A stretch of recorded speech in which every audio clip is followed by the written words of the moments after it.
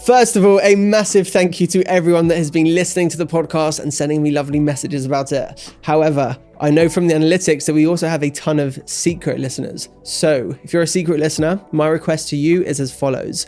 If you enjoy this episode, share it on LinkedIn or on Instagram and tag me. I would absolutely love to hear from you, and all feedback is always welcomed. On today's episode of Stamp Your Mark, I'll be speaking to Forbes 30 Under 30 recipient, Anthony Collias.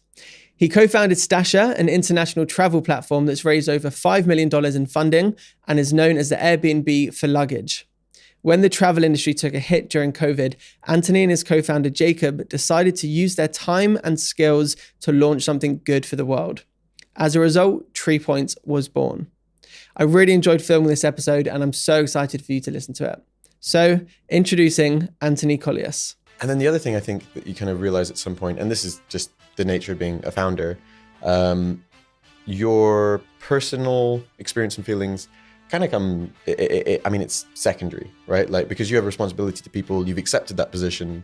When people ask things of you, as long as they're reasonable, you do what you can to kind of provide reasonable circumstances, meet requests. And ultimately, like, the role of a founder is that, like, you want to think about your mental health and your comfort so that you can sustain into the mid and long term. But ultimately, like, you're so focused on making the thing happen, like how you feel about difficult situations and conversations is so secondary. Yeah.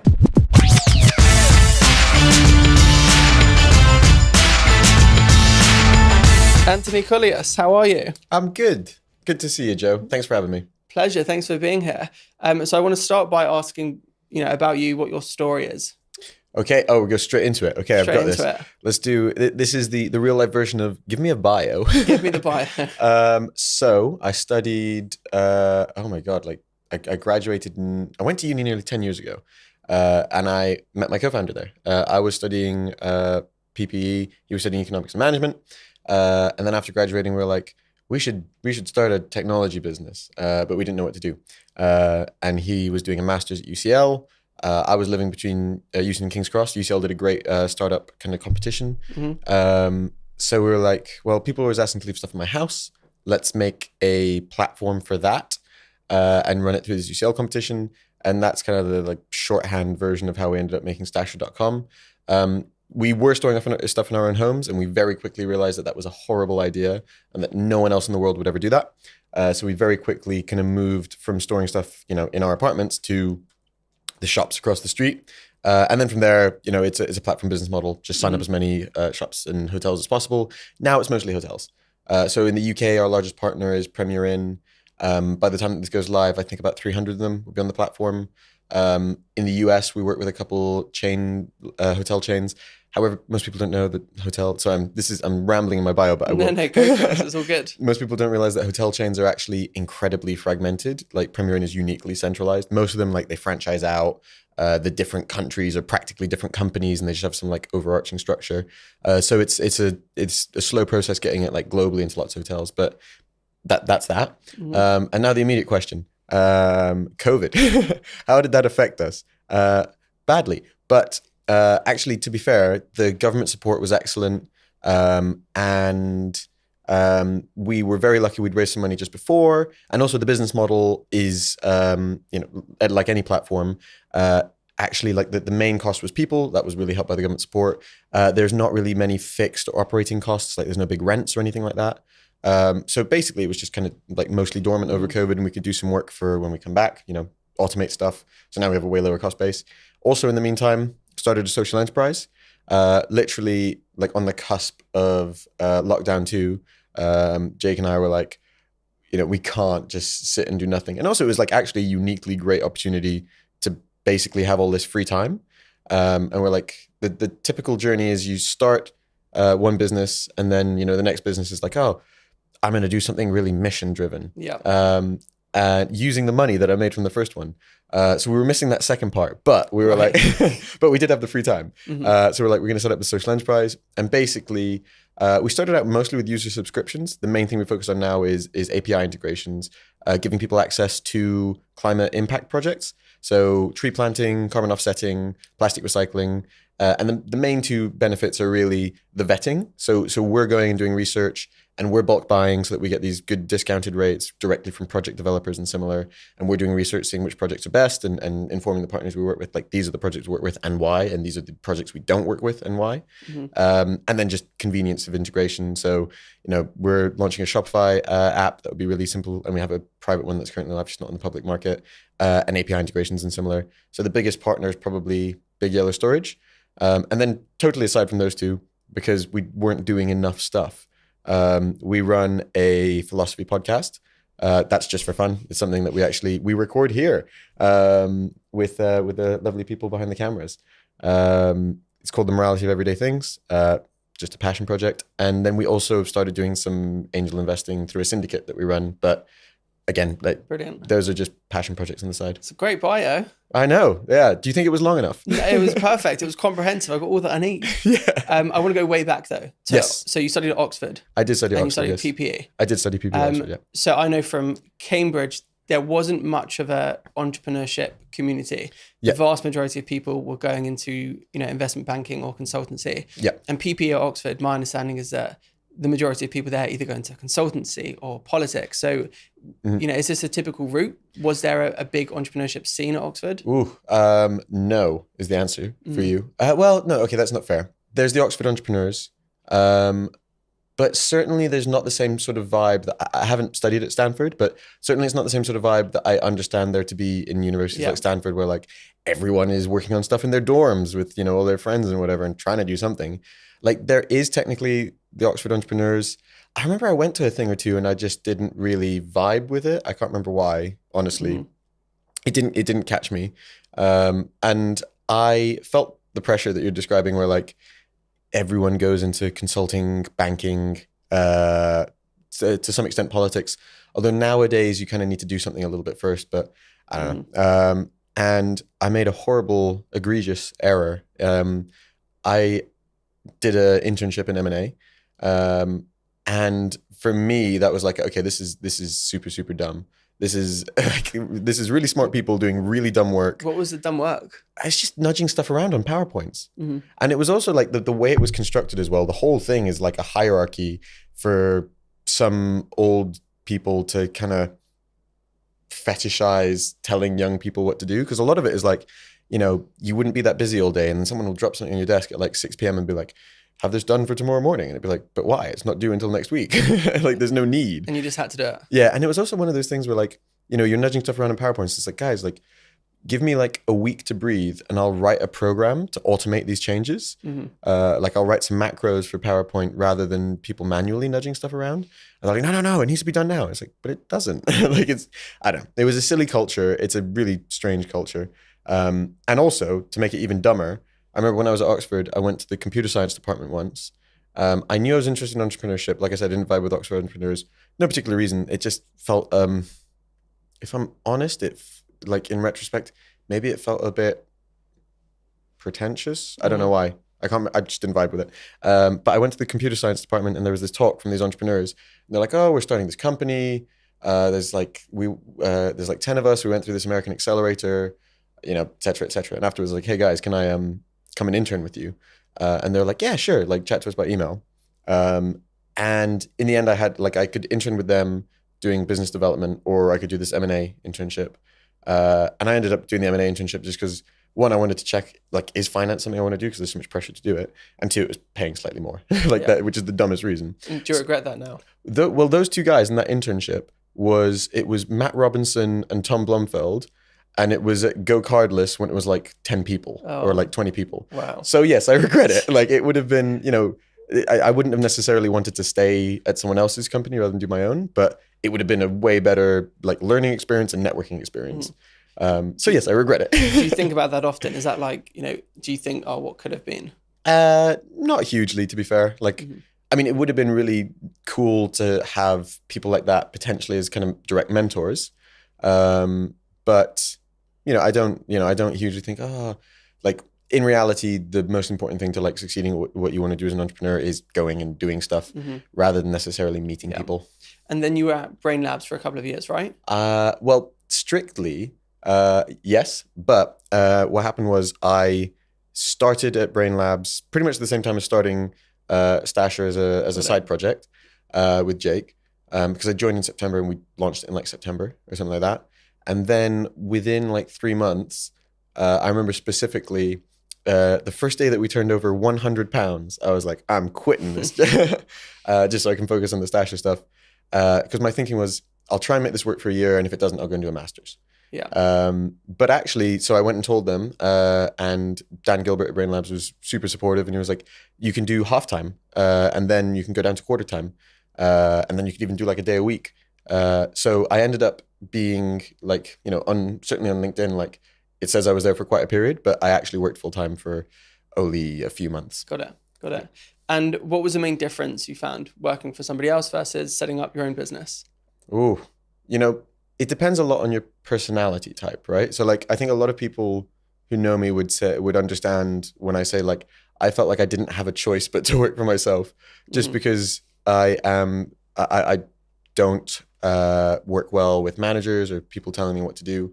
I mean, if I had a position where a manager gave me tons of autonomy and respected my decision making, I feel like then I could make it work.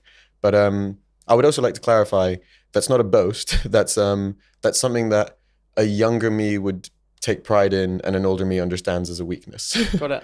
It's quite a self-aware way of looking at it. I hope so. And I try to change that over time. And I mean, the truth is, even when you're an entrepreneur, right? Like, you're always accountable. Like, you're accountable to your co-founders, you're accountable to your investors, you're accountable to your employees, right? Like, because ultimately, especially the employees, like, the worst thing you could do is let them down or make them feel like, why is this person here? Why is this person my manager? Like, yeah.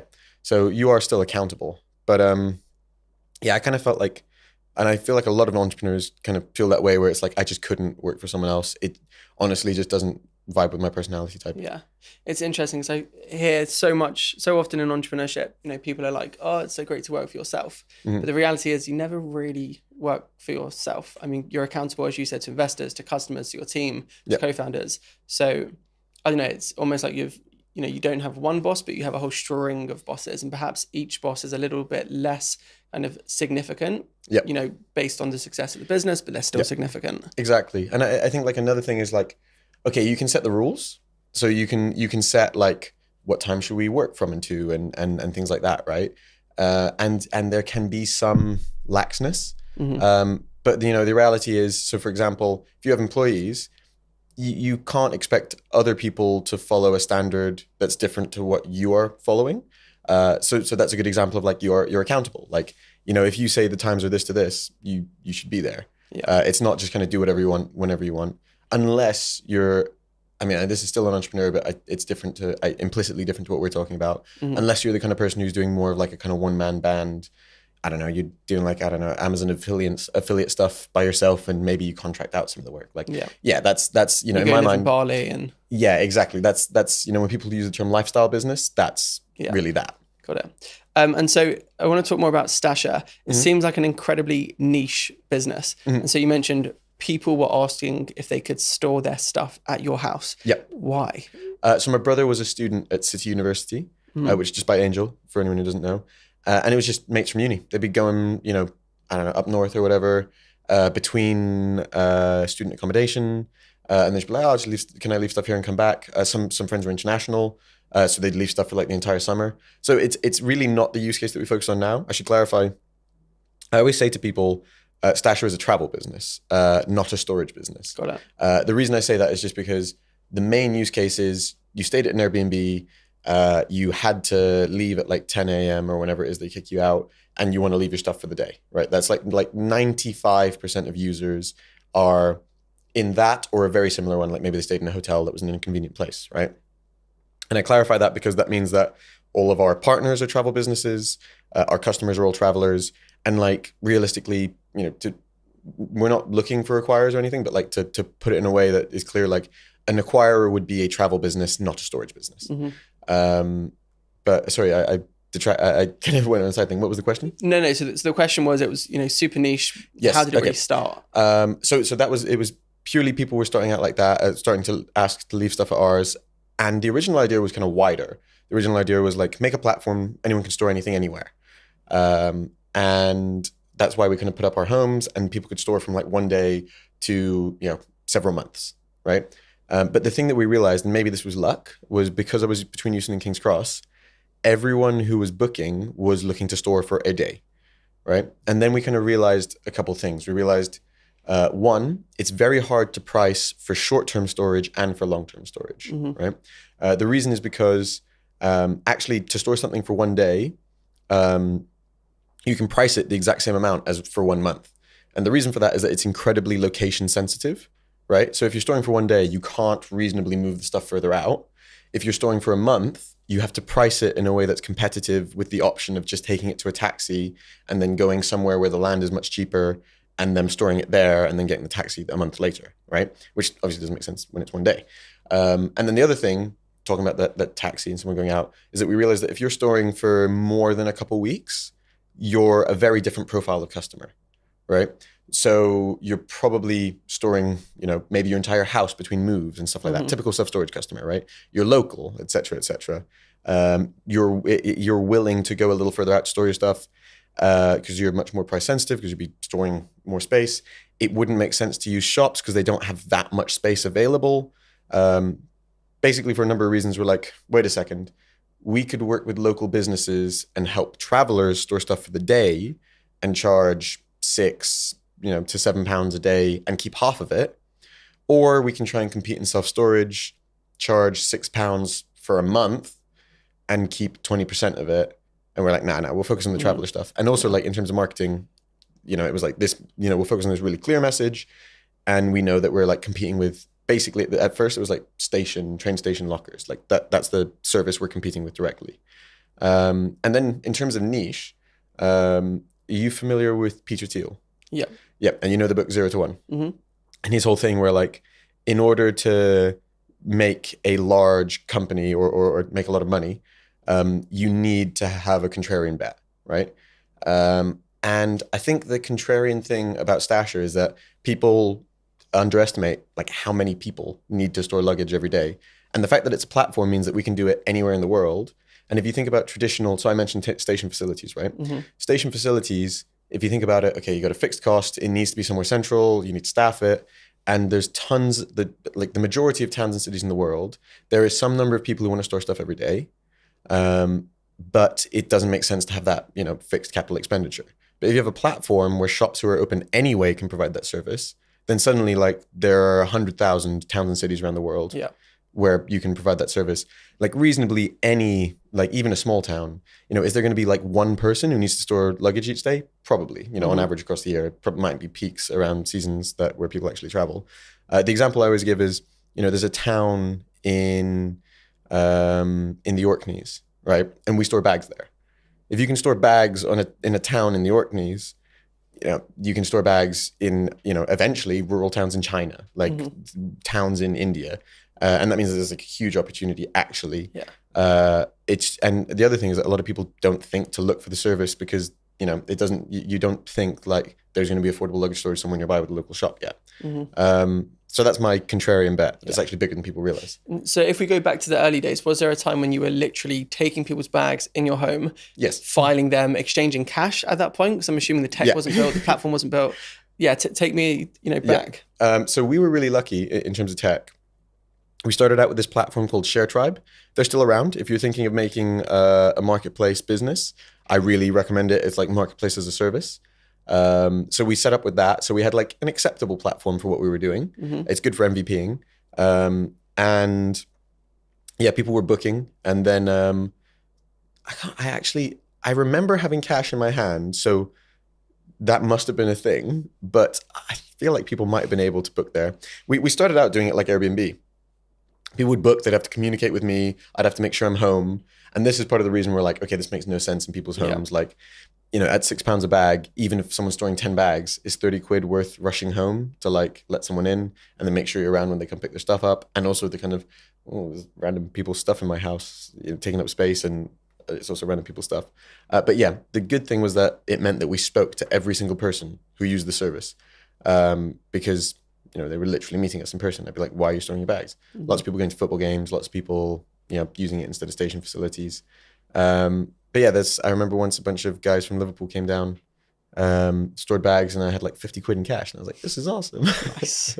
And so now if we, come back to where it is at the moment, it does feel super niche. So how do you market to new consumers? Yep. So the important thing as a travel business, actually businesses in general, right? In order to be profitable, you need to think about your LTV and your CAC, right? And for anyone who doesn't know those, lifetime value of a customer, cost of acquiring a customer, right? For us, the lifetime value is relatively low, right? So lifetime value, average booking will be maybe 15 quid. We retain at the moment about 50%, it would be about 60%. So call it, after you pay VAT or whatever, customers worth, I don't know, 7 quid or something to us, right? So we need our cost of acquiring customers to be low. Actually, people then repeat over time. So over 3-5 year period, whatever, call it 10 quid gross profit to us. So we need to acquire people for less than that, right? And I think a lot of VCs make this error where they're like, oh, in order to be a big opportunity, you need a huge LTV. That's a relative term. It doesn't really make sense. The reason that they say that is because when you pump people with money, the main thing that you can do is pump your acquisition, so then your CAC goes up. So you need a huge LTV to buoy that. Alternatively, for travel, because it's so time sensitive, what people tend to do is, and you'll notice this if you're booking a flight, right? You create chains of referrals from relevant businesses, right? Because you can't necessarily do big, or you can't as effectively do big branding campaigns because people just don't need travel services when they're not traveling, right? There's some amount that you can do when you're larger and profitable and you want to be top of mind when people are booking. But say for example, Ryanair went out, and this is the same for us at Stasher, was walking around Shoreditch saying like free coupon for a flight today. People were like, I don't want to fly today. I'm not traveling right now, right? Same thing for us. We could tell people free luggage storage right now. People wouldn't want it. So what we need to do is we need to work with businesses who are likely to have the issue. So the main thing that we do is work with Airbnb managers, right? So those companies that manage tens or hundreds or thousands of Airbnb apartments, and just get them to say to their customers, because often they'll ask, can we leave our stuff? Operationally, it's difficult. Hey, instead of that, just, here's a service, here's a small discount, so that it feels, emotively like I have done something to help you here. And that's one big acquisition channel. The other thing is, like I said, a problem is that not enough, or some people don't think to search, but when people do search, we make sure that we're at the top, whether that's mostly through organic, otherwise it will be paid search. Got it. Yep. And then the other thing is word of mouth. Right. And where were you in, around March 2020 when you first started hearing about coronavirus? Do you remember a specific conversation you had with your team when you realized, oh shit, this could really affect us? Yes. I remember the moment for me where I was like, this is going to be a thing, was I was supposed to go to a conference in March in Hong Kong. And I remember in like late February, they were like, yeah, the conference has been canceled. And I was like, ooh, I remember at first there was kind of a sense of like, well, Asia appropriately reacted, but like reacted strongly to SARS, other SARS viruses earlier, and nothing really happened in the West. So maybe that's not a problem. But then, when you started hearing like cases showing up in the West, it was like, no, this is going to be a thing. But I think it was in March. I remember we were talking with the team, and this was before furlough and stuff was announced as well. So, there's much more of like to think about cash flow. I remember at first we're like, okay, original plans were like, we'll prepare for like a 3-month, 50% dip and then things back to normal. I think a lot of people were like that. Yeah. It did not work out that way. Instead, like I think through March, things kind of got so hectic and there were so many lockdowns and stuff going on that we were like, just like pause every shop, because every shop's going to be like probably locked down anyway. No one's traveling right now anyway. So it literally went in April 2020 to like, because we paused everything, 0 revenue. Wow. Yeah. That must have been tough. Yeah, it was, but they also announced furlough. So then I remember, I think it's hard to appreciate this in retrospect, but I remember particularly throughout the pandemic, so throughout the last 2 years, really. Now, like for context, things are pretty much normal, better than pre-COVID levels for us. So in my mind, it's like over. But for the 2 years, I remember there was always a palpable sense of like, it's just a couple more months. And then something bad will happen and be like, well, okay, well, then we'll do this, but then it should be fine. Like, yeah. So yeah, there was always kind of a sense of like, it's just a few months and then things will be fine. And then a few months pass and it's like, well, just a few more months. And, if I'd have known it's going to be 2 years, we probably would have done some things differently. Yeah. But I think we kind of reacted appropriately, like seriously, whilst like fairly with all staff. Like I think there was one member of staff who we kind of weren't sure about retaining anyway, who we let go of. And then otherwise everyone else were like, hey, like we don't want to let people go. So we will, I think it was like at first we just kind of paused all working time and like, I think reduced salaries by a third or something, and said like, you know, we'll wait it out and see what happens. And then furlough came along and said, oh, okay, that makes things relatively easier. But yeah, it was no bueno. Yeah. What would you have done differently? If you would have had the hindsight of how long this would last? In honesty, so what happened was the team did shrink over the 2 years because a lot of people got tired of waiting, right? So honestly, you know, it's never nice as a founder, and I don't want to say it sounding callous. It's like in hindsight, I know that they would have been fine to find other jobs. There were tons of businesses who thrived because of COVID / because COVID didn't really affect them. You know, as I think a lot of people saw, probably just got out ahead of it, like been like, hey, we'll stick you on full furlough, no top up, you know, start looking for another job. Yeah. So basically, yeah, that's more also with the knowledge. It's both knowing it would have been 2 years and knowing that, you know, you weren't throwing people out into the cold. There were other jobs available. Yeah, exactly. And how did you find those conversations that you had to have as a founder? It was difficult and tiring. I think one thing that, you know, two things. I'll remember the first one, I'll come back to it. One thing is, and I think people really underestimate this, right? And this can be a good thing and a bad thing, but growth solves all problems, right? When things are going well, a lot of stuff naturally aligns, right? And so, you know, I remember at some point people were kind of saying like, oh, is there more that we could do to kind of build team morale like a year into the 2 year COVID period? And it's like, honestly, like this is a period about waiting. Like there is some stuff that we can do, there is some work that we can do, but largely like this is about weathering a storm. Like there's like there is nothing that we could do. We looked into pivoting and stuff. And I think a lot of people kind of idolize the idea of pivoting, but they don't realize that unless you're going to do something that very directly benefits from what you have previously done, it does not make sense to carry along your previous cap structure, right? As in your investors, etc. Like you have to think like, does it make sense to just start a fresh business? And if the answer is like the old business is bringing, you know, anything other than very significant value to this new idea, you should have a fresh cap structure. Yeah. So we looked into that. There was just nothing available to us because like our main value was a fragmented network of independent businesses and hotels and hotel chains, and all of those were closed anyway. Basically, we were dealing in the physical world, and the physical world was shut down. So there was just not much we could do there. So it was difficult having these conversations with people where like you kind of just saying to them, I promise you, like the only thing that remedies this is growth, and there's no growth available. The only thing we can do is wait. And then the other thing I think that you kind of realize at some point, and this is just the nature of being a founder, your personal experience and feelings kind of come, I mean, it's secondary, right? Like, because you have a responsibility to people, you've accepted that position. You know, when people ask things of you, as long as they're reasonable, you do what you can to kind of provide like reasonable circumstances, meet requests. And ultimately, like the role of a founder is that like, you know, you want to think about your mental health and your comfort so that you can sustain into the mid and long term.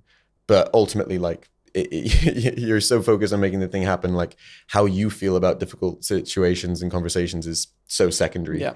But now you're completely out the other end of it. I saw you recently acquired, was it Cubby? Yes. Yeah. As well. What was that like? Interesting. I mean, it was fun. So they're an American business, like relatively much smaller. And really we were focused on picking up like more locations that they worked with around Texas and some cities that we're already in, like Las Vegas and parts of New York and stuff. And I mean, it was interesting kind of negotiating it.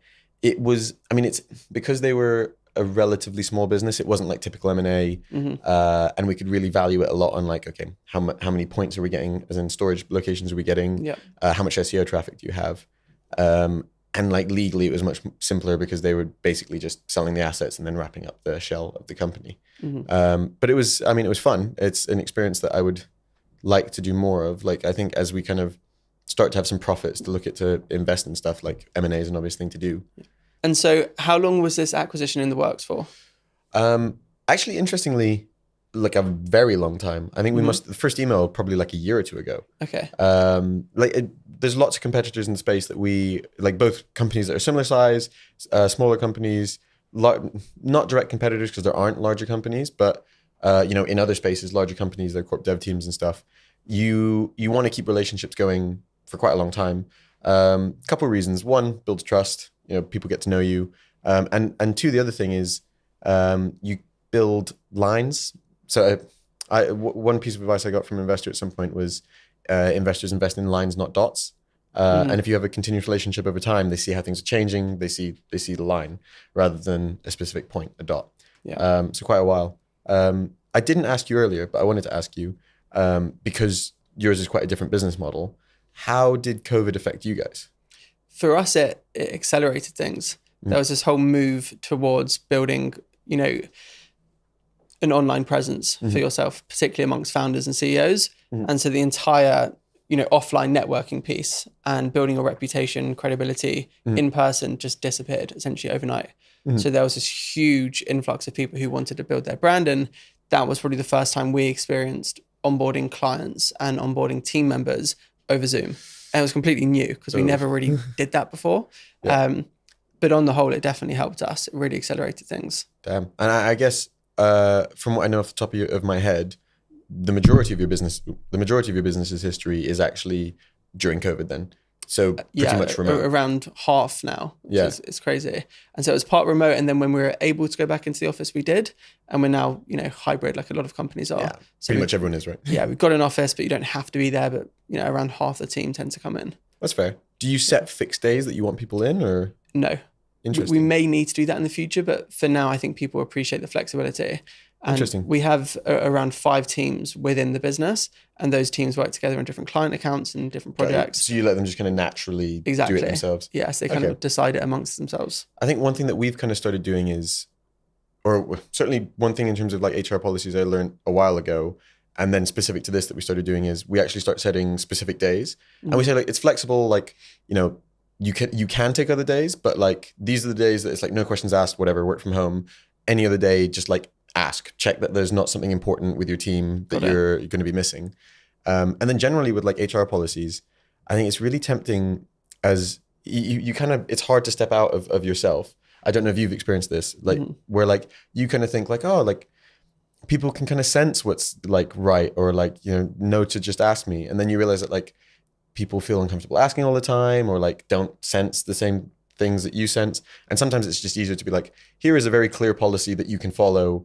And then for anything, but it's a small company. So if there's anything around it, just ask. Yeah, exactly. A lot of it comes down to, I think, what you perceive to be common sense versus what is actually common sense. Yeah. So you may think, using a client example, if you're to start working with a client, the common sense thing to do is look the client up, go onto, Google, do some research on them. Yeah. But unless you kind of sit somebody down and walk them through the process, this is what you need to do when you start working with a new client. You need to know a certain amount about them. Yep. Then it's difficult to feel any type of way if they don't do that because that's your version of quote unquote common sense. Yeah. And so I think it's the same with the HR piece as well. And the office policies, you've got to make it really clear. Yeah. Because if you just depend on what you think is the right thing to do, there may not be a shared, common sense or shared right thing about it. Yeah. And it's actually one of those things where like, kind of like your feelings, sometimes being forced to literally express them actually helps you understand them a bit better. Yeah. So when you write down your specific process, actually then you can look at the process and be like, oh yeah, I'm definitely missing this thing. I should add it to the written process. Or like with the HR policy, like,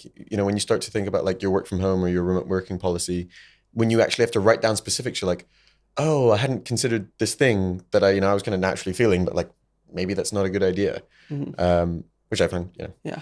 One more question on the acquisition. Did this feel like a huge win? Was this a small win? Was this like a big romantic PR piece opportunity? I honestly, for us, it was like a positive, opportunistic kind of like, okay, we found someone who had built a business that was doing well, but maybe particularly because of timing with COVID, just hadn't broken through before. And then like to come back and rebuild now, after 2 years of kind of slugging it through, it just kind of made sense for them to kind of join with us. So I'd say like opportunistic, but then like the PR has been really great. And this is a candid podcast. Like their founder is great, but in reality, it was like a relatively small acquisition, a relatively small business. But I guess it kind of communicates like we're serious, like we're active in the M&A space in this area. So it kind of says to, other people have messaged like, hey, saw that you did this, like, let's keep in touch.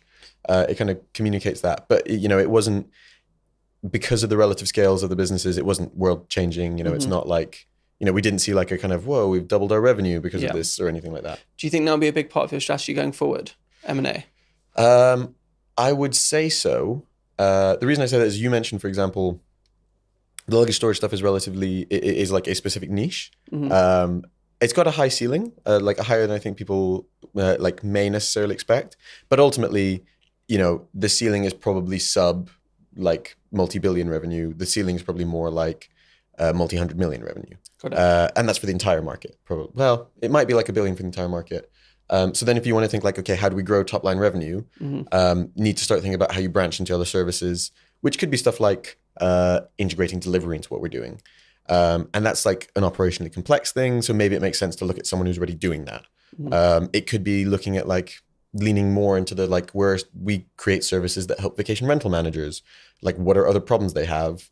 Like which could be stuff like, I don't know, accessing cleaners or like sorting access into locations and stuff, and be like, okay, is that something that we can approach, or is that something that we can think about like an acquisition to kind of bolt on?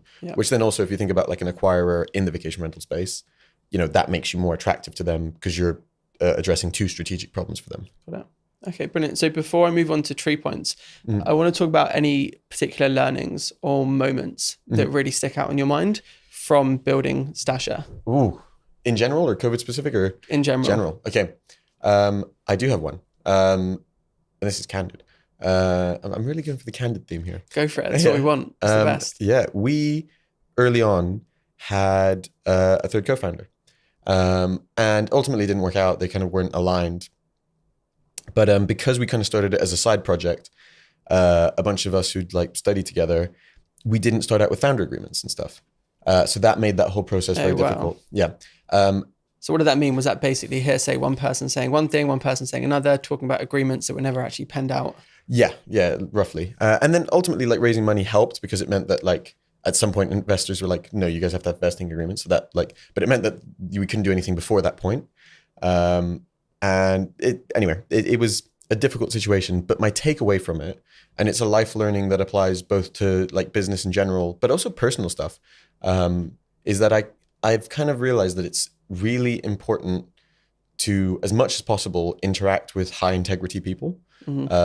Which, sorry, that sounds like a slight on the person. Like they're a nice person. It didn't work out, but the nature of a lot of the disagreement was kind of around like, yeah, but legally this is the stuff, and the kind of realization that like, as much as possible, try and spend time with, try and work with people who, even if they found a loophole, which meant that they owed you nothing, would be the kind of person who would say that obviously that doesn't matter. Obviously, it's not the intention of the agreement that we have. Yeah.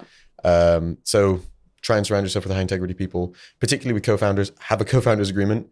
Understand. I think a lot of people also think of, or particularly founders, think of like vesting as kind of like an us versus investors problem, and they don't realize that vesting is also a protection for co-founders amongst yourselves. Because even if you have great relationships and have no doubt that you guys will get on amicably, at the end of the day, like it's going to take probably a minimum of 5 years to build any meaningful business, right? With your co-founders, if you have co-founders, and people's lives change over 5 years. Like exactly things, like things totally out of their control could change. They could decide like, you know what, I need to move on and travel or start another business or something, right? And ultimately that agreement also helps protect you from each other in that circumstance. It helps stop some run away with everything. So really good learnings. I like the point on high integrity. From a hiring perspective, do you think you can interview for that and sense somebody's integrity in 1 or 2 hours worth of interviews? I'll be honest, we like just before COVID we were about 20 people, and now between TreePoints and Stasher it's like 15 to 20 people. So we've never really had to scale our HR processes beyond, like a couple technical tests, particularly if they're a developer or something, or, job relevant, like ability test, and more of just kind of sensing, talking to a person and feeling a vibe. I know that's not scalable. And I know that you should have specific, like one thing I was recommended was, for example, if you have 2 or 3 people interviewing, have each person have like one quality in mind that they're kind of probing for. Right. So maybe you could have integrity as one of them. Yeah. Maybe you could construct some questions around like past experiences, or what would you do in this situation to try and feel it. But ultimately, like, no, I don't think that you can get a vibe, but you can't really test for that in an hour or two, right? Yeah. I wonder on that, because I've interviewed some people who were so brilliant, but then when it came to the actual role, it was, less so. And from an integrity standpoint, it wasn't what I had expected. Yeah. But it's really difficult. It's like, you have such a short amount of time. And, there's that popular phrase of hire slow, fire fast. Yep. But it's like, how slowly can you actually hire a specific person? Because if somebody's on the market for a job and they want to move from where they currently are, they're not really interested in going around 6 hours worth of interviews, or weeks and weeks worth of interviews, whilst they've got loads of other job offers on the table. To be fair, specific to that phrase, hire slow, fire fast, I think the hire slow part doesn't necessarily mean the pros, like be meticulous about your interview process. I think it means be meticulous about your decision to add another person. But I take your point that you should also be careful with the people you interview. I would love to hire slow on the specifics of that process though. Yeah. I think that would make such a difference. If you could meet somebody casually, if you could go for a walk, if you could have all the formal tasks, introduce them to the team, but so it doesn't actually feel like an interview on those specific times. I get you. I think that would, transform the ability to hire somebody with the right type of values for the business, but it just doesn't exist, really. I think, to be fair, probation periods exist, but I do feel like there's this weird sense that, like, if you were aggressive about probation periods, and to be fair, there are companies that do, like Netflix famously is aggressive about them. It's, it can work, but it's tougher when you're a smaller team. Like, we try to instill cultural values where it's like, hey, like, we're friends, we get on, but like, it's a team, not a family. Yeah. And that's a positive thing. I mean, if you've played any team sports or whatever, you know that like there's a camaraderie, but there's also an expectation of performance.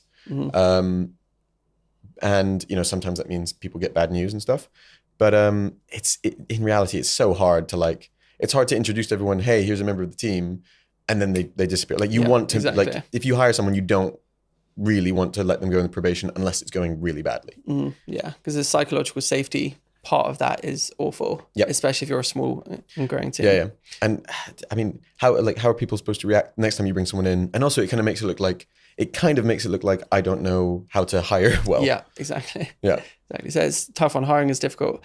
TreePoints, tell me about that. So you started that during COVID. You wanted to do something more mission driven. Yes. Yeah. And also something that was not impacted by COVID. We basically we had all of this time. Like there was only so much that we, there was quite a lot the development team could do. There was a bunch like we could do to automate processes, but ultimately there was so much, like there was only so much useful stuff that we could do at Stasher during lockdowns. Particularly when it was like coming into lockdown 2, it was like, okay, this is going to be at least another year, right? Because by the time that this wave is over and then stuff normalizes and vaccine rollout, et cetera, and that roughly bore out, like it was roughly another year.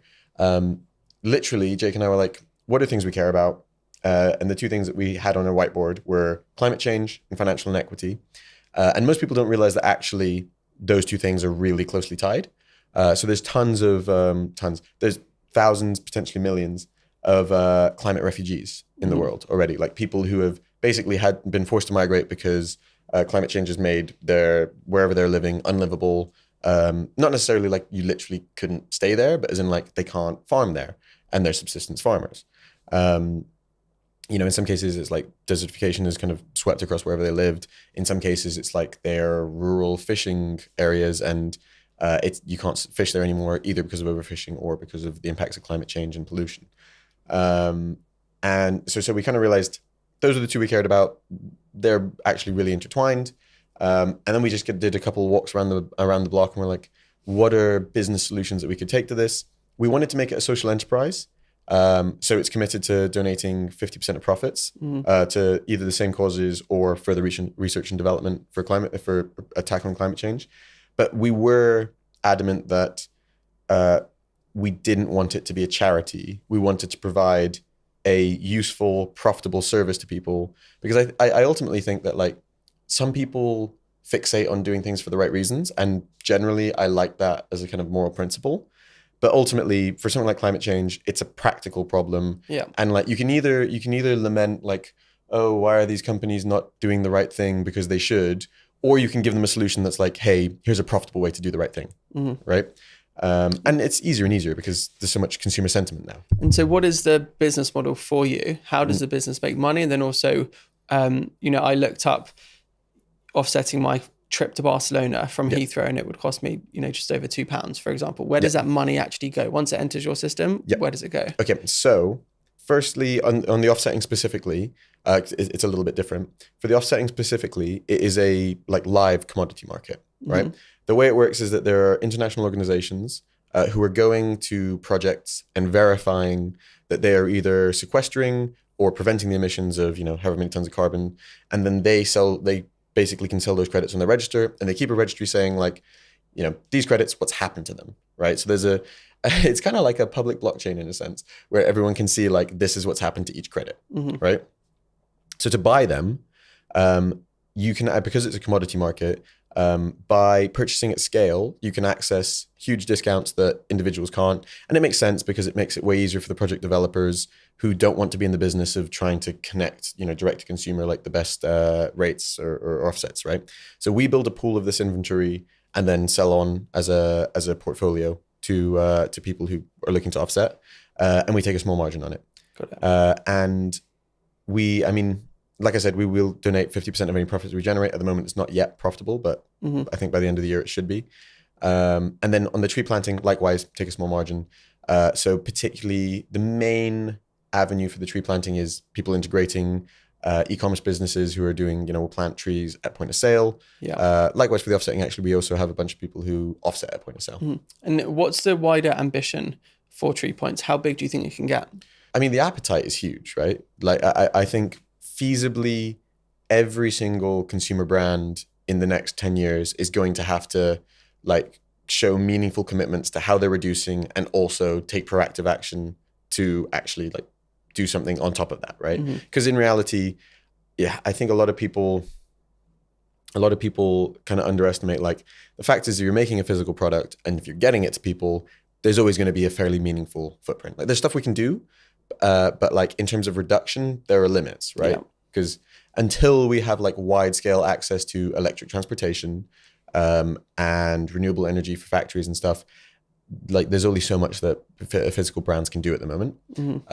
But future ambition, one thing we've stated is we want to try and plant one tree for each resident of the UK within 5 years. So that's about 65 million. Nice. How many have you planted so far? About 250,000. So we're expecting it's predicated on compounding. Yeah. That's something that you actually tweeted about, which I found. You said everyone loves to talk about the power of compounding, but there's a really key part that doesn't get much attention and is paramount to founder mentality. The start of an exponential curve looks a lot like a straight and near flat line. Yep. That's exactly that, right? Small progress at the start and then hopefully an exponential tick. Yep, exactly. I think a lot of people, and I say in that post as well, the hardest part of a founder's life is trying to work out, am I on the beginning of an exponential curve, or is this a shallow flat line? Yeah. And the result is that if you look at something like Amazon stock or I don't know, any stock, like 50% of the value was created in like the last year or two, right? And they're a company that's been around for 20 years. So that helps to explain how, we're at 250,000 at the moment, but there is actually like quite a tenable solution to getting to 65 million within 5 years. Brilliant. But overall, key thing is kind of do more of the same. So get as many companies as possible integrated doing this, get more platforms doing it. So we're talking some payments platforms, for example, where they'll be incentivizing people to plant a tree per sale. But then ultimately we want to expand the service offering. So giving people kind of more consulting services to understand like life cycle assessments of their products. Also integrating with people's accounting software so they can kind of get an overview of their business more simply. And then ultimately, there's a couple direct-to-consumer kind of product ideas that we have. I've seen a couple kind of debit cards where they're like, oh, we'll take X action for you automatically. I'm hesitant to do something exactly like that because one, I think there's debit card fatigue. Like who doesn't already have like 2 or 3 neobanks? Like, Yeah. and it, it's easier for me to commit £1 or £2 per month directly with someone like TreePoints, rather than swap banks because they're doing this. And then 2, it's not really, it's a feature, right? Like, Monzo could introduce that tomorrow if they wanted. They could introduce it with our API. So I'd be nervous to build a product that's entirely built on that one marketing angle. It all sounds incredibly exciting, very ambitious as well. I look forward to following the growth on that. So this podcast is called Stamp Your Mark. It's about making a difference in the world. So I thought this could be a good kind of leeway into that. So what is the mark that you would want to leave on the world? Ooh, interesting. Difficult question. I think fundamentally my view is that as an entrepreneur, what you should be trying to do is create value, capture some, but fundamentally create value, right? I'd be very happy to, have created a couple businesses that are employing a bunch of people and generally providing services that are happy, like making people happy, providing value, not detracting value from other areas in the world. There's too many both businesses, but also particularly the ones that people think about often are like financial services, where like, yes, they make a lot of money, but where's that money coming from? It's kind of coming from detracting value from places around them. Like, I'd be happy to be thought of as someone who has added value to society. That would be through, hopefully building a large travel business. That would be through hopefully making, a meaningful dent and planting a huge forest, a huge dent on climate change and planting a huge forest and helping to fund climate research through the kind of profit recycling.